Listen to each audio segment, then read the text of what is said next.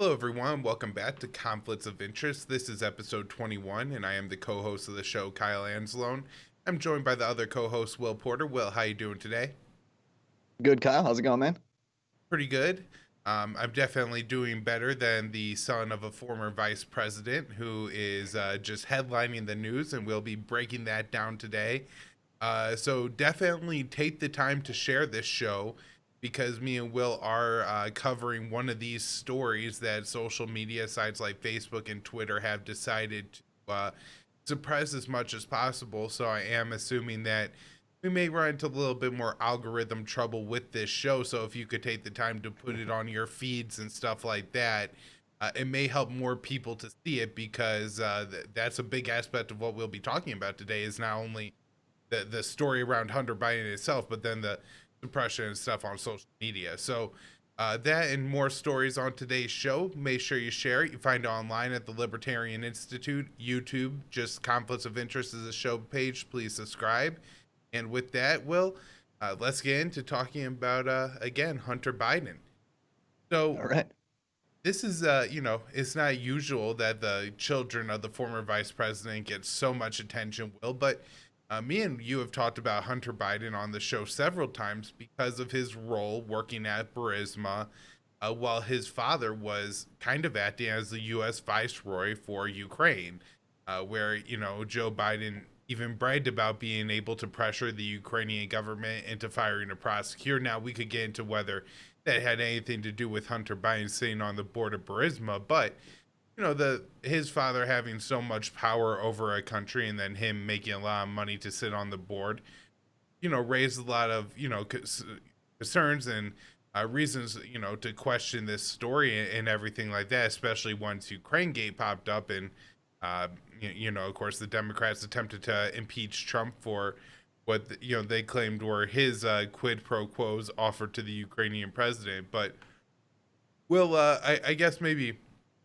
let's just get into this story by the New York Post and explain like what we're skeptical about, what we think might be true, and why it would be important if it is true. Yeah, sure. So, yeah, there's a lot of stuff to get into with this story. So, like, feel free to interrupt me whenever to cut me off. But I suppose we should just start with what the New York Post actually reported, and then we can kind of get into like our analysis and take on this. So the story ran Wednesday, and basically the Post claims that they obtained a hard drive that has a bunch of damning information on Hunter Biden on it, and mostly in the form of emails, and also they say there's some photos and a video. So, for example, and this is what the Post like led with. This is probably the biggest claim in the report. But there's an email from an executive at that Ukrainian gas company where Hunter was on the board, Burisma, and it suggests that Hunter introduced this executive to his father while he was still vice president, and that he arranged a meeting with them. And this would have been before Joe Biden pressured the Ukrainians to fire their top prosecutor, Viktor Shokin. And you kind of hit on this, but Biden claims and other people claim that Shokin was not pursuing corruption investigations while he was the top prosecutor, and that's why Biden wanted to get him out. But there is some indication that Shokin's office was still going after Burisma, including while Hunter was on the board. And so there's a lot of suspicion that, Joe Biden got this prosecutor fired because he was threatening Burisma, where his son was on the board. So this email suggests that there was, in fact, some dealings between Joe Biden and this company, which Biden has denied up and down over and over again, said that he never talked to his son about his business dealings, that he had no connection with it at all. And this email would seem to belie that and suggest that that's not true.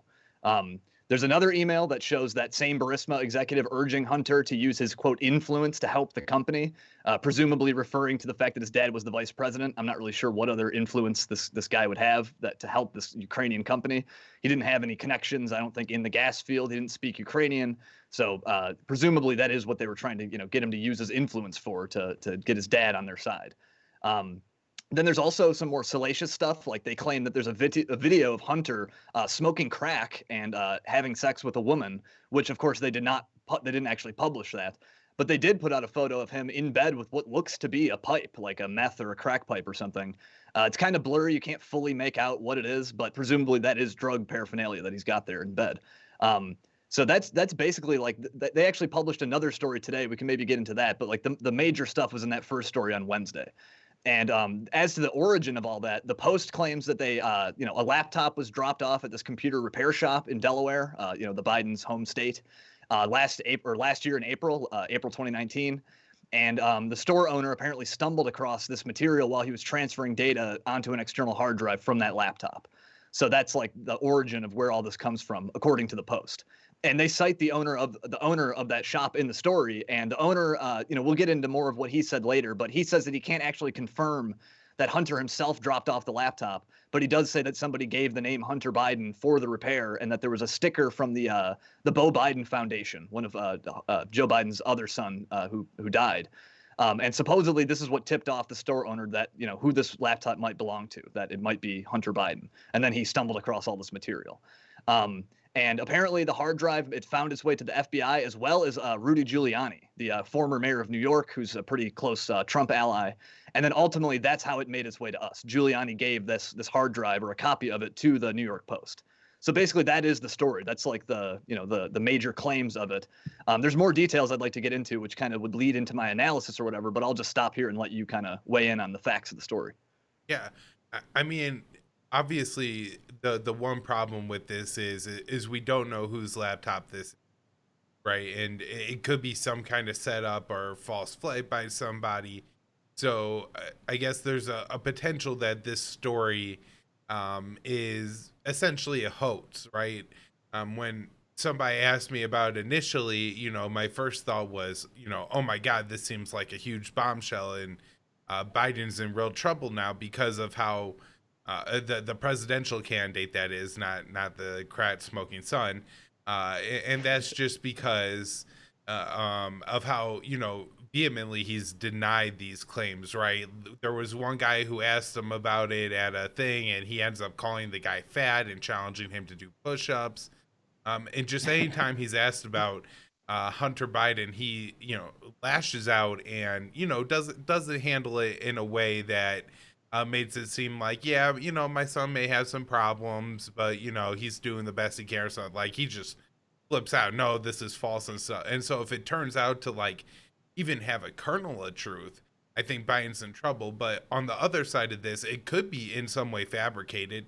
As you mentioned there, a couple of the names that this gets passed through, first is Steve Bannon, and then first Rudy Giuliani, and then the New York Post is notified by Steve Bannon, who I thought was in jail. So I'm not sure I worked that one out, but there's some figures a part of this, and it's released through the New York Post and not WikiLeaks, who never gets an email wrong.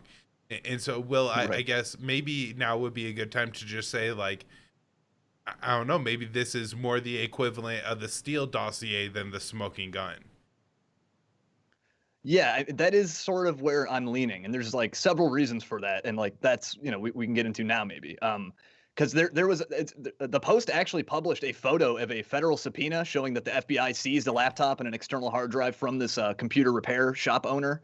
That document says nothing about Hunter Biden, so it doesn't really confirm any part of the story, but it does show that this guy handed over 2 items to the FBI. However, in publishing that document, the Post accidentally outed the identity of the shop owner. They kind of pulled a thing like the Intercept did with Reality Winner, where they accidentally like outed their source because they were trying to keep this guy anonymous. Like they didn't name him, and they didn't name the name of his store in the article. But because they did that, reporters were able to track down this guy in his shop in Delaware, and they interviewed him. And it was this guy named John Paul Mac Isaac. And the Daily Beast actually published an hour of audio from that conversation. And I got to say, like, after hearing that audio, like I listened to the whole hour, and I'm like very skeptical about this whole thing after hearing this guy. There's nothing definitive in the audio, but there's just a lot of things that add up that like make my BS detector kind of go off. Like, first of all, the guy will not explain how he actually got in touch with the FBI in the first place. Like whether they contacted him or whether he went to them. And at various points in the interview, he seemed to be saying both. Like he seemed to he had the story both ways. He refused to say how he ended up in contact with Rudy Giuliani, would say nothing about his dealings with him, and he would not give any kind of coherent timeline. It seemed almost like he was trying to keep things very vague so he couldn't be pinned down on anything. Like he wouldn't give any real details. And there's just like throughout the interview, like this is just like sort of my impression, but this guy does kind of sound like somebody who's BSing. Like I think we all kind of know people like this who just like tell stories and like you can just tell they're not speaking to you from memory. They're just making stuff up. And that is kind of the impression I got from this guy. Again, that's not like, conclusive or anything. It's possible he was just nervous, it does kind of sound like that. But I did notice, though, there are various points where he's talking where he starts getting into like what he had to do to actually repair this computer, and he becomes very lucid and articulate and like starts getting into all this detail. It's only when he's asked about the timeline, other very crucial details about the whole Hunter Biden thing itself, including about how he even stumbled upon these emails in the first place. He wouldn't even say like, "Oh yeah, I was like transferring files." Like it was just he even left that vague. But it's only when he tries to get into those details that he starts saying no comment, and he's just very unwilling to like get into that. So I don't know if being nervous would really explain that, where like he seems to not be nervous at various points and then suddenly clams up, you know. Another thing I'll mention, I thought was kind of weird. This guy claims he has some kind of medical condition that prevented him from seeing who actually brought the computer into his shop, whether it was Hunter Biden himself or somebody else. And it wasn't just that he couldn't remember or didn't recognize the person at the time. He says he has some unspecified condition that I don't like. It's not that he's blind, but he has some condition that prevented him from identifying the person. So I don't know, that just seemed like weird to me, just like a weird little part of the story. And then finally, the last thing I'll mention about like this guy himself, the shop owner, who is like the ultimate source of all this whole story. That's where these documents allegedly came from. But this guy claims that he was afraid for his life when he realized like what information he might have, and that he did not want it getting out, and he just wanted it out of his shop. He like wanted nothing to do with it. Yet for whatever reason, he ends up handing it over to Rudy Giuliani. So like, you know, obviously he's aware he was going to make that public. And the reporters asked this guy to account for this. Like, you know, if you were so scared, why did you then hand it to Giuliani? And he gets all tripped up and like refuses to answer. And it's just like, there's a lot of times during the interview where he does that, where he just like, you know, gets all tripped up and flustered and like just says no comment. So like, I would definitely encourage people to go listen to that audio themselves. But I walked away from that interview like way more skeptical of this whole story. Right. And so I guess, you know, just to clarify, you're not saying that this disproves the story or anything like it, just that this is another reason to be skeptical until we could get maybe more technical information on the emails or an official statement from the Biden campaign, like confirming, denying, trying to. That's been one of the things to me that I found to be odd, is that the Biden campaign hasn't denied that these, at least the email portions, are either fabricated or maybe untrue. Certainly, I guess the pictures seem to be of Hunter Biden. You know, Right. as far as I could tell, that's him, as you know, accurate as could be. Now, how many pictures of Hunter Biden with crab pipes are floating around? I mean, it could be several. You know, he is the son of the former vice president, and so anybody who, you know, smoked crack with him could see it as maybe a little bit of a financial like leverage to have a picture of him smoking crack or something like that. So yeah, I guess those pictures could be floating around, but it still seems to you know, be something that maybe should be discussed, especially because if it is in any way true, it's a real indictment of Joe Biden and what he said about, you know, his son's role in the Ukrainian gas company up until this point. Will, I guess, are there any other details of the actual like emails and story that we should get into? Yeah, actually, there are a couple things. And I also found that the Bidens, like, they did put out a statement and they denied that that meeting took place. But I would have expected, like, you know, if this is, like, you know, totally false, I would have expected them to, like, skewer the story and, like, really debunk it and prove it wrong. And so the fact that they haven't done that, like, that does also kind of, like, you know, make me wonder a little bit too. And I Right, am and certainly not arguing. Oh, go ahead. just the statement that was from Joe Biden's scheduler, who said that Biden never met with this like VP from Burisma, right? Yeah. Okay, I just want to make sure because I felt like that was a pretty weak response to, you know, just like have Joe Biden's scheduler say, he never had that meeting. Just because I feel like that's somebody who you know, obviously Biden would have influence over to say whether he had a meeting or not.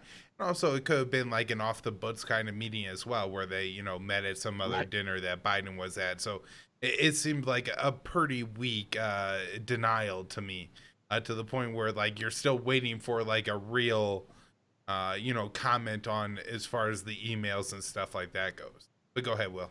Right. Right, like, yeah, as if he would, like, you know, this shady backroom dealing with this company his son's working with, and yeah, he's gonna put it on his official schedule for, you know, to be on record. Like, yeah, that is sort of like, you know, odd. You wouldn't expect that to be the case. But another thing worth mentioning, I think, about the emails themselves, and I will admit this goes a bit beyond my expertise, so I can't like personally parse all this stuff myself. But I did see that some analysts were looking at like the metadata of the emails that were published by the Post, and they found some fishy looking stuff in there. Like the Post supposedly had a copy of this cloned hard drive that they could have accessed these files themselves. However, they only published like PDF copies of the emails, and those files were created over a year ago by somebody else, like created long before the Post had this hard drive in their possession, but it was created after the laptop was brought to the repair shop. So like that does look kind of weird that like you would expect either if this was created a long time ago, it would have been created by like, Hunter Biden himself or something, or maybe by I don't know. I guess it's possible it was created by the shop owner, but he refused to divulge any details about that. But you would have expected that the Post would have went into this hard drive themselves and prepared the files themselves. And so the dates should have been like very recent and not, over a year ago. So there was that. Again, I'm not an expert on metadata or anything, so I can't fully parse all that myself, but I did think it was worth mentioning. And then there was another thing that people were looking at, that the PDFs themselves, they were saying, look suspicious. Like the text is very crystal clear. It's like, the resolution's like very high or whatever. Yet some of the icons on there look like they're all pixelated in low res, like almost like someone like copy pasted them into the document. I did see some people giving like possible technical explanations for that, but on its face, that's like potentially an issue. That does at least raise a red flag for me at the very least, that like, there is some weird like visual artifacts with the emails themselves that some people are looking at. All right. Well, the next thing I want to mention, a part of this story, was like the reaction from social media, and the reason why I led into today's show with saying like, hey, make sure you share this show, because even though I knew, having, me and Will talk about it, we're going to approach it from a very like skeptical angle, and as you've seen, like, Will made sure that we had like every piece of, anything you'd be skeptical about, we're going to bring it to the conversation and mention it, because this is such a, hard hitting allegation, and what it would mean if it was true, I think is really huge, especially, if you start to look into the Ukraine gate stuff and everything like that. And yet, pretty much across social media, the immediate reaction was to do everything possible to censor this story. I think Twitter just straight up didn't allow people to share the story at all, including in direct messages. A friend of ours I was chatting with, and she had tried to send the story to another Twitter account, just to ask their opinion on it. Somebody who might know a little bit more about it than her. And Twitter didn't allow the message to be sent. She sent me screenshots and everything like that. And so that's crazy. And Facebook openly said that they're going to, suppress the story in the algorithm and not allow it to too many people. In fact, I saw a conversation unfold on Facebook where one of my friends, who's more of a Trump supporter, messaged a Biden supporter, and he said, "What do you think about Facebook's, suppressing the story about Hunter Biden?" He goes, "What story about Hunter Biden?" So, just anecdotally, it does seem to have a little, bit of effectiveness, where if you could kind of keep this out of, people's Facebook feeds, and otherwise they're just going to be watching CNN and MSNBC, they may not get exposure to this story at all. And so I don't know, maybe we could get into a little bit there, Will, just because I feel like that's a really important part of this story. Even if it's not true, the fact that people aren't allowed to share it seems quite absurd. Yeah. I mean, I found this whole thing just outrageous. Like, like as much as Twitter and Facebook have denied that they like shadow ban and throttle certain content, like they had Facebook's like communications director came out and just said, "Yep, we're limiting distribution in people's news feeds." Like he just admitted it, like just like it's plain as day, when they've like denied many times that they actually do that kind of thing. And so I thought that was very interesting, when how just like how honest they were about it in this case. Twitter went even further. They, like you said, just like completely blockaded this thing. They blacklisted the article. They actually have reversed that position now. Just earlier tonight, or I should say on Thursday night, a Twitter spokesperson came out and said like they would change how they enforce their policy about like private information and what they call hacked materials, because that's like the policy they invoked for the New York Post story. They say that some of the stuff in the emails was obtained without permission, and therefore they're putting it under their hacked material policy. Whereas now, though, they say they'll no longer block people from like actually viewing links. They'll just like append like some kind of note to it or something, to give context, they said. But yeah, I just found this whole thing outrageous. Like the social media platform should not be acting as like the arbiters of journalism or truth or whatever. Like, who are they to be weighing in on these kind of questions? They're supposed to just be platforms for people to be, communicating with each other. And yet they're like actively weighing into this to make decisions and decide what you get to see and what you don't get to see, what you even get to consider as information. So that's just like insane, I think. Yeah, for me, I guess the biggest issue is that of all the fake Russiagate stories that have come out over the past 4 years, not a single one of them has been treated by the social media companies like this. No matter Right. how untrue or silly the stories were, or how far harmful they were. Like, Maria Butina was essentially entrapped and just kicked out of the country after serving a few years in jail, based on essentially kind of false stories that, spiral out of, all of this. And maybe her emails were never hacked directly, but that doesn't mean that she wasn't a victim of the Russiagate hysteria. I saw within the past month somebody sharing a story from 2017. It was a USA Today story that didn't have a correction at all, saying that 17 intelligence agencies believe Russia hacked the election. And it's like, that story's been debunked for years and years, and Facebook won't attach a note or anything to that, won't throttle that story. And yet, that's known to be fake. This is something that's breaking news. Would be highly important to people making the decision, whether to vote for Biden or not in the next 2.5 weeks. And yet it's suppressed to the point where people legitimately don't know about it. And so, for that reason, it's disturbing. I think it's also disturbing because they're censoring content like this. Independent media outlets who are trying to write critical takes on this story, to not just, go along with the New York Post narrative, but really get into it and also explain why this story would be so important. And yet, that seems to be wrapped up in the censorship as well. Yeah, I mean, like a lot of those Russiagate stories you're talking about, they were like horribly sourced. Like they're like super thin reporting. At least this New York Post story has documents and stuff. Like you and I, as media analysts, have reasons to be skeptical of it. That like getting into like the weeds of it. But a lot of these like New York Times stories and like you said that USA Today story about the 17 intelligence agencies, those are like that reporting was so thin. And like yeah, Facebook and Twitter, they don't care at all. They let them do that all day. But the Post runs the story that's at least based on documents. Like we have reasons for skepticism, but at least they have like hard sources here, and they're treating it like it's crazy UFO conspiracy theory or something. So I guess the last like little detail of this story that, unless you have anything else on the censorship end, Will. No, no, I think we pretty much hit the bases there. All right, so the last thing I noticed was just that this guy apparently turned the emails over to the FBI in December of 2019. So this would have been before the resolution of Russiagate, and or not Russiagate, excuse me, Ukrainegate, and the impeachment hearings from the beginning of the year, which feels like about 3 years ago now, with these Yeah. COVID lockdowns. But so going back to then, if the FBI had these emails at this time, do we have any idea of why that didn't come up in the impeachment hearings at all? Is it because the FBI didn't believe the emails? Was it government suppression? I don't know. Any details on that? Well, that's the thing is like we do know the FBI had I think a external hard drive and a laptop, but like I don't know we don't have any indication of exactly what was on those things. Like the documents that say that the guy handed those things over, it doesn't say that this is Hunter Biden's laptop or something. So one possibility I've seen people floating. This is pure speculation, so this is not, I'm not endorsing this theory, but some people have suggested that this whole thing with the laptop and the external hard drive was completely unrelated, and they're just like using that document to make it look like there was some chain of custody with the FBI. That some people are saying maybe this guy found like child porn on a laptop and turned it over, and then they spun this crazy story about Hunter Biden out of it. So some people are speculating that like the subpoena that shows that he turned over this stuff has nothing to do with any of the emails or anything.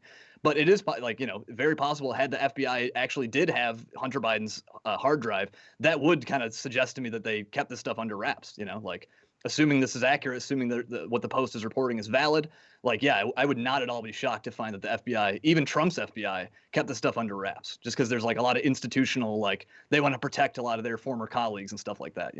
Right, and the son of the former vice president is probably a fairly untouchable figure, especially when it's not something that's he's not running for office himself. He's not Liz Cheney. He's Hunter Biden, who's doing his like kind of professional life thing or as close to it as possible. Will, anything else on this story? I think we've hit all of it, and I think we've done a good job to really cover it in a way that gives the story the correct amount of skepticism it deserves.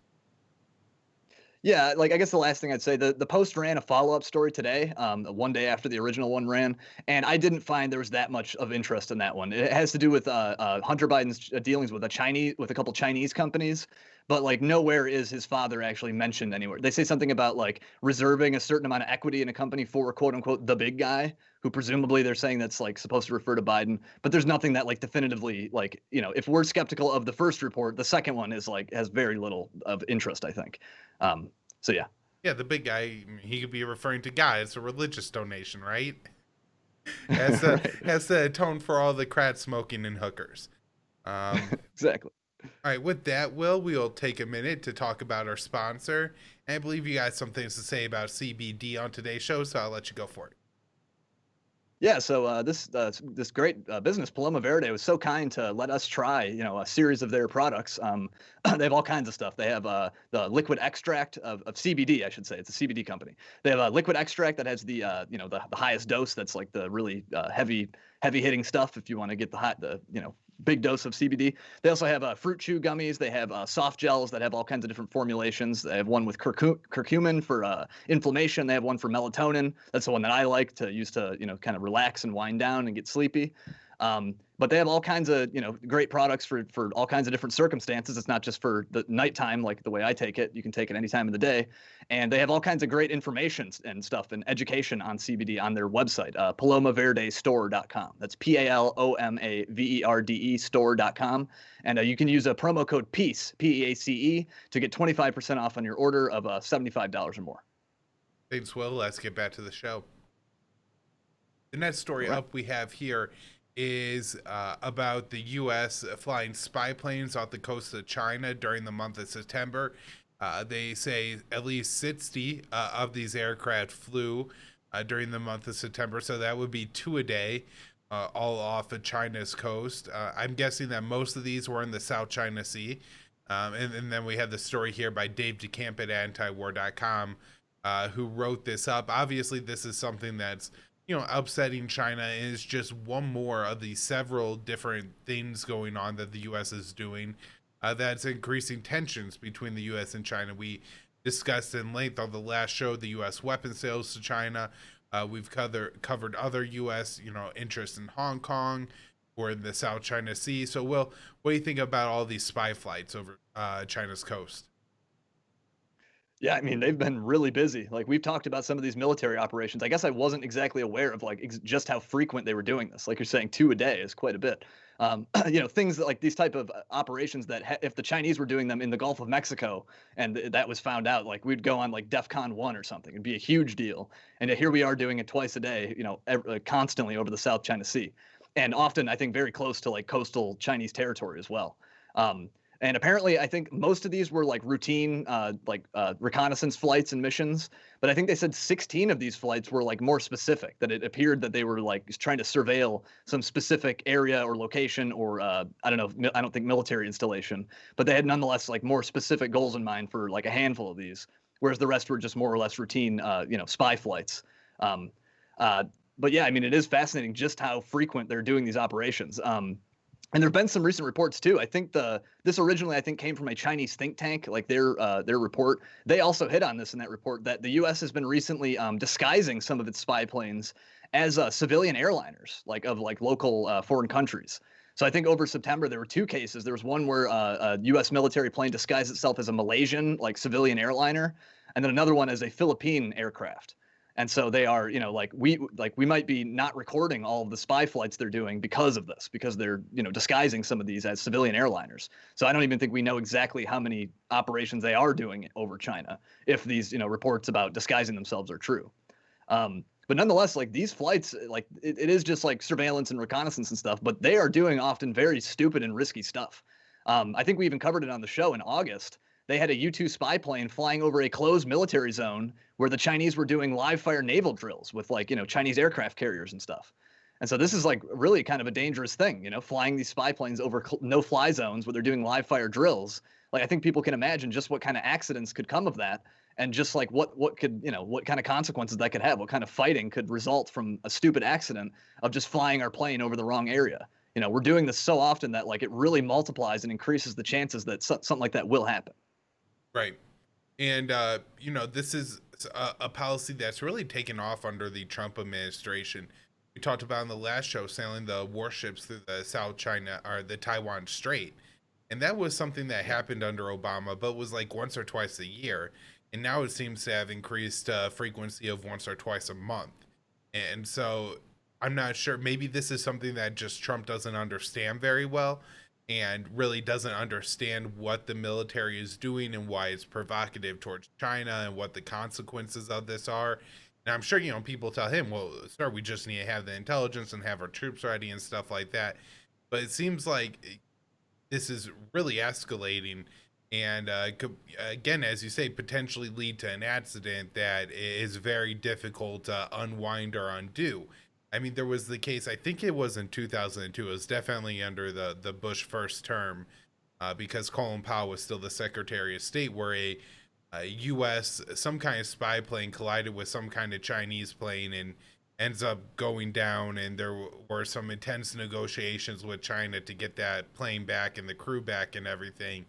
And that's at a time when the U.S.-China relationship, there wasn't the middle of this stupid trade war. It wasn't so hostile between the two countries. And so you imagine that trying to, work through a situation like that now would be far more complicated when the U.S. is dumping weapons into Taiwan and carrying out all these show of force operations in the Taiwan Strait and South China Sea.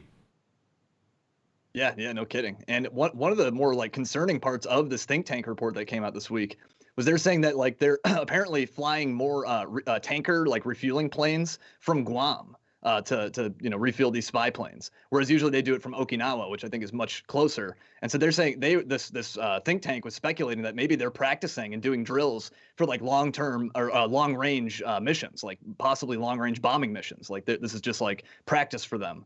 And so that is kind of concern. Like, of course they always do drills and practice for all kinds of scenarios. But if they are thinking more actively about like, real hot war with China, that is, I think, concerning. And even if the U.S. isn't making that assessment, or actually that's what they're planning, it's not unreasonable for China to make that assessment. I think we Right. usually bring up the example of Mexico and just think like what would be happening right now. China was disguising their spy planes as Mexican civilian flights and then flying them over the Gulf of Mexico.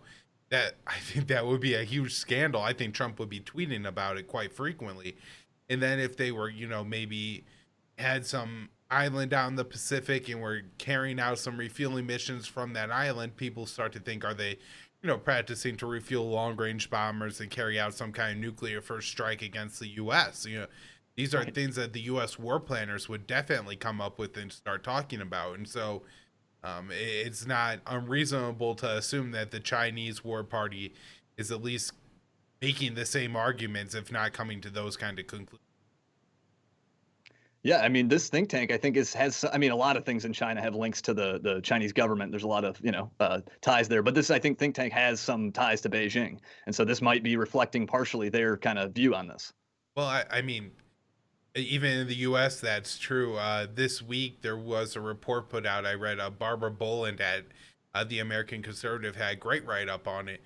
And as the government and war industry has donated $1 billion to the top 50 U.S. think tanks over the past, I think it was like over a 5 year span. So, it's not the Communist Party of America, and yet the government funds just about everything, including the think tanks.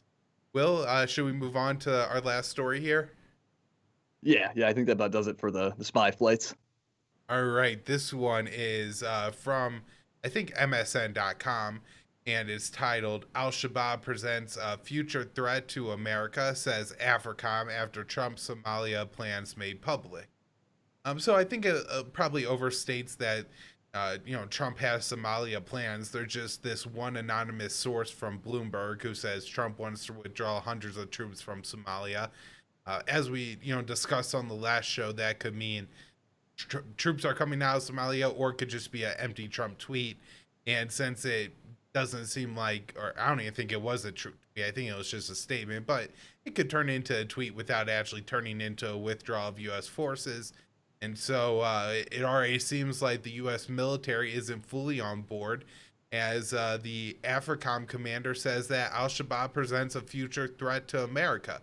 Not really explain how that's going to happen, especially without, the U.S. consistently bombing Somalia. But that's the claim, that's the threat. And Will, you think this will be enough to, let's say Trump was actually considering removing U.S. troops from Somalia to deter him from doing? Yeah, I mean, I would hope not. It is kind of funny, just like every single time anything like this happens, whether Trump himself actually says it, or you even just have any indication that like a withdrawal, or that we're going to stop fighting somewhere. You have all these officials and generals and people like that coming out coming out of the woodwork to say how this is unthinkable and how it'd be such a disaster for us to ever stop fighting a war anywhere. We have to just always stay everywhere forever. That's always like the I don't know, presumption from all these officials. But yeah, that was the reaction to this Bloomberg story. Trump didn't even say it. Like you said, it was just an anonymous source that came to Bloomberg. We did hit on this a little bit on the last show, but I think it's worth devoting a little more time to it, just because it is an interesting prospect that we would be pulling troops out of Somalia. The Bloomberg story isn't super clear about it, but the impression I got is they are referring to all U.S. troops in the country. I thought they were like, however many it is. I think it's like between 600 and 800. They're not always fully transparent at any given time with how many are there.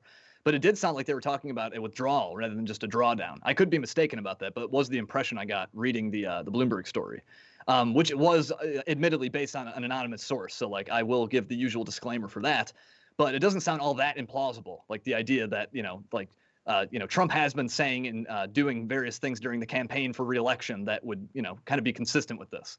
Where he's trying to sell himself as someone who's like making good on all his campaign promises to end the endless wars. And that is sort of how Bloomberg reported this too. They framed it like Trump would be doing this for its political effect, that he wants to make good on campaign promises for his reelection effort. So on its face, it doesn't seem that like radical or far out for him to be talking about this. And apparently these discussions are happening at like the very highest levels too, according to this story. Apparently it involves Defense Secretary Mark Esper, the National Security Advisor Robert O'Brien, as well as Mark Milley, the chairman of the Joint Chiefs of Staff.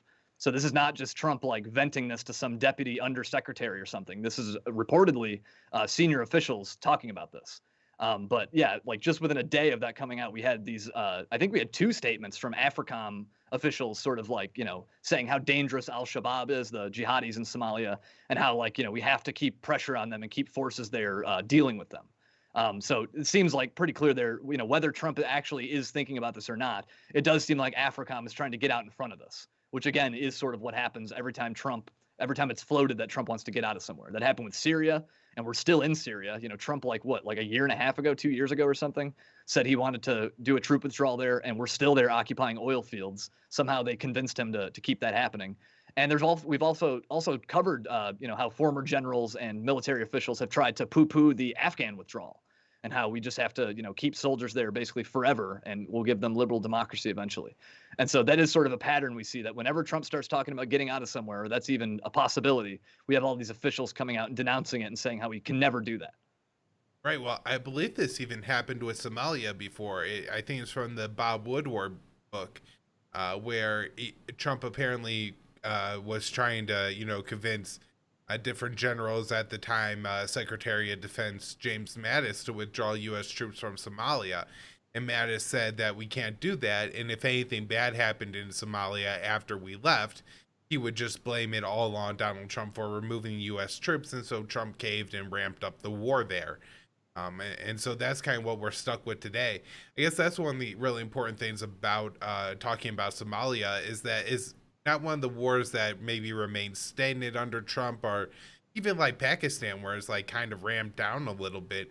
But this is really, really turned up. Trump has turned up the heat, dropping a lot more airstrikes in Somalia.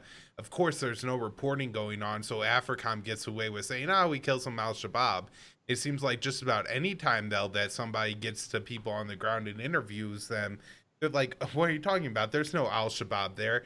This airstrike killed an old man and a, young kid riding in a bus. The old guy was crippled. The, young kid was going to school.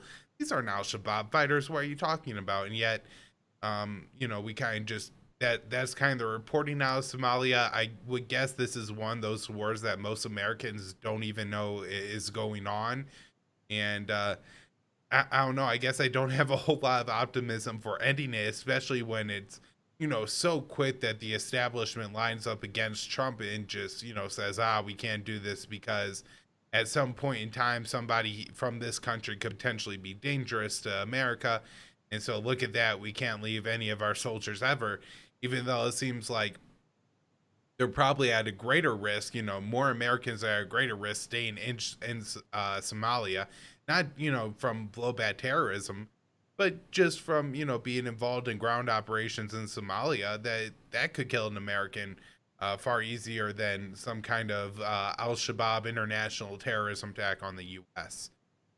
Will, anything else on this story? Yeah, yeah. Just to piggyback on something you said, like it seems like this would be fairly easy for him to do. Like, there's not that much like politics behind. Like, a lot of people don't even know that we're in Somalia. It's not like there's like a big like I don't know, like other than like the generals in AFRICOM itself, but like among the public, I don't think there's a lot of people like, no, we must like I'm committed to saving Somalia or something. So you'd think it'd be fairly politically easy to do. But if Trump were doing this, it would be like, kind of ironic for him to be the one to pull us out of there because he is the one who's ramped up, as you said, ramped up operations there so much. I think under Obama, I think the most strikes that they ever announced there in a single year was like 19 or 20, whereas I think last year Trump did like 63, which is like the most strikes that have ever been announced there. And those are just the ones they're announcing.